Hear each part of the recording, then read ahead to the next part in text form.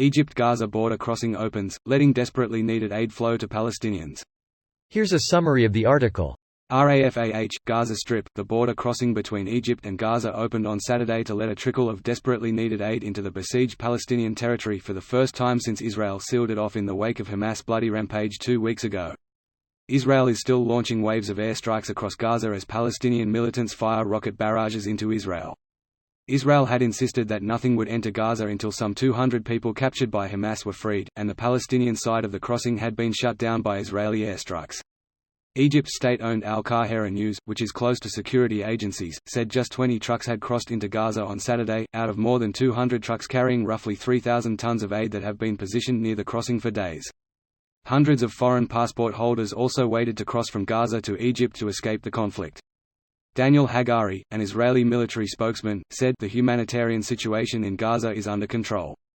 He said the aid would be delivered only to southern Gaza, where the army has ordered people to relocate, adding that no fuel would enter the territory. Then a new security regime would be created in Gaza along with the removal of Israel's responsibility for life in the Gaza Strip, Gallant said. This post received a score of 4,000, with an upvote ratio of 94%. Here are the top comments in response to this article. Interesting how Hamas is running out of everything except rockets. Seems like they have plenty of those to go around.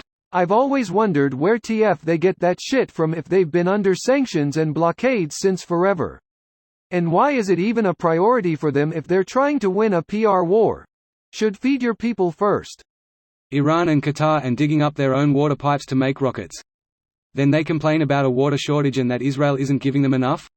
They also took water pipe donated by the EU and made it into rockets. Didn't even bother using it for its intended purpose for a while first. They made a really high-quality video showing themselves doing it. Their people are still dependent on Israel for water, but they have plenty of rockets. PVC pipes would have been a better idea in retrospect. Hamas would just strap nails to it.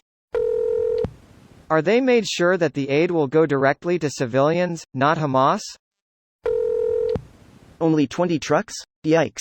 Are there still negotiations going on for letting more aid in? As far as I know, there are over 200 trucks with humanitarian aid waiting at the border. Yep, return the hostages. Letting in aid, but not letting Palestinians out. I wonder why not one single Arab nation will take in Palestinian refugees. No nation on earth wants them for obvious reasons. Yet, the people in other Arab nations are rioting in their own country over what is happening in Gaza. The governments would rather deal with local riots versus accepting Palestinian refugees. 20 trucks for 1 million people?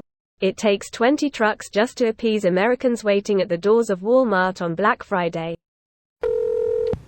Israel is sacrificing hostages by allowing this, and they'll still be condemned.